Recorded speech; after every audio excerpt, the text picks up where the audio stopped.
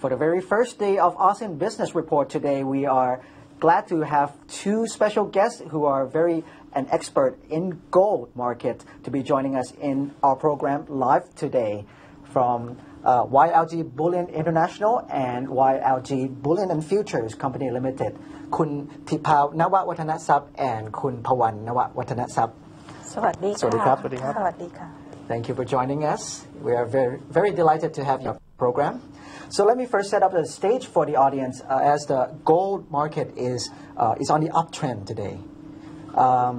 We see a lot of global aspects, global impacts that are happening all over the world. Let me going from the west to the east. Let's say that from the U.S. we have the quantitative easing measures that are pumping up the dollars into the market, making the investors quite uncertain in holding on to paper money. Therefore, they want to hold on to more tangible assets. In Egypt, Libya, and in the Middle East, Africa, there are uprisings that cut short the oil supply, and so therefore driving up the commodity prices. In Europe, we have crisis in the Euro debt crisis in Greece. We're having worries that Greece may not be able to pay its debt, right? And also to Asia part, we also have a lot of inflationary pressures that are pressuring the investors. How to say it? They don't want to really hold on to paper money as we see. So coming back to gold here, is this all these pressures, are they realistic, and how are the people having trust in gold as a real currency? It is actually as all these factors that Kun Onganan said. All of these factors are the factors that push the gold price increase for this year for almost 15%. As you can see at the beginning of the year, the gold price started at the price of around 1,250 or around 1,300 US dollar per troy ounce, right. And then at the price of present is around 1,550 US dollar per troy ounce, so it's around 15% already. So right now people have no place to hold on, so gold price become one of we so-called currency, or we also call it as safe haven right now. Well, considering the most recent changes in Greek politics, that the Greek government survived its no confidence vote late last night, do you think this phenomenon will affect the short-term gold prices to bear down, Kun Pawan? Right now, if we see this, we can see that the price of gold is step up, but it step up like not like a jump up, just step by step. It means that even whole world, around the world, they have crisis, but it's still not showing what happened really exactly. Even Greece, that they can have a new way that they can saving, they can try to control the debt crisis, but they're still not showing the significant that will loan the money from EC or from IMF. That's why they have to wait for a while.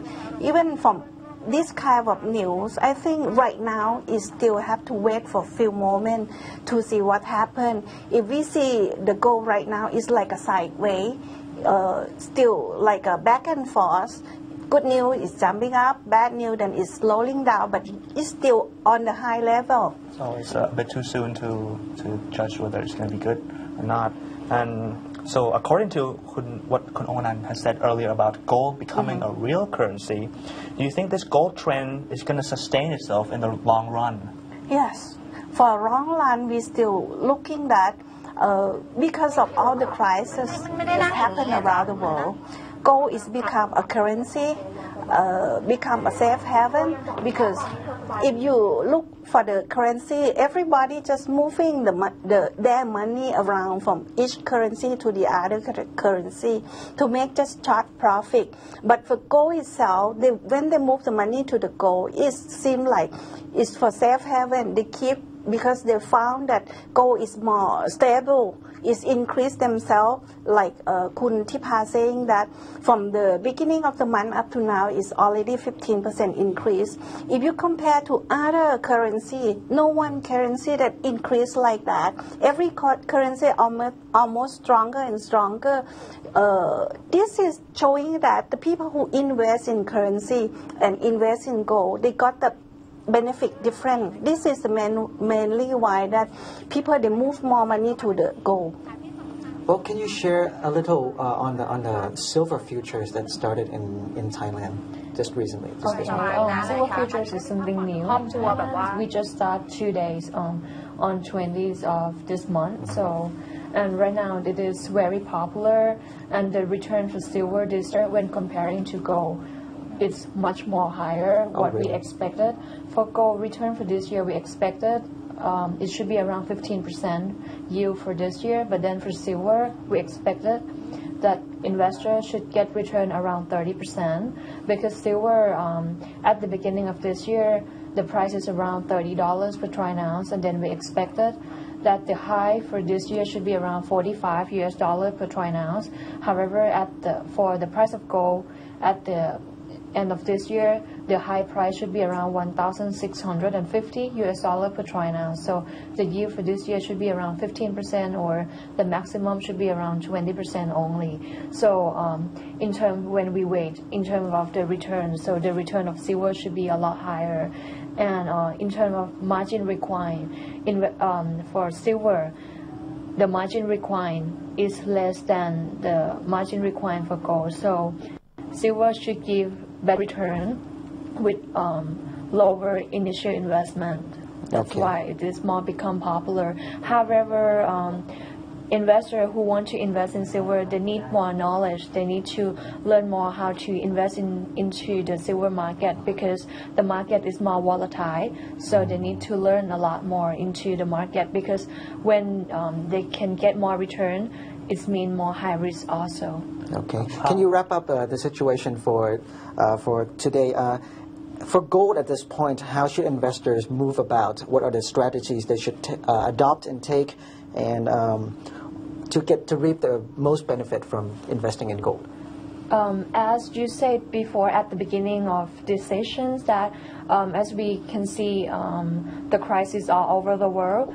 We still believe that according to all these factors in the West and also in the East, we still believe that gold still become one of what we so-called currency and also safe haven. So we still believe that in medium term and long term, gold still at the uptrend for this year. However, in short terms, we might see some drop for the gold, but not so low. Maybe we can see at the level of around 1,500 or 1,480.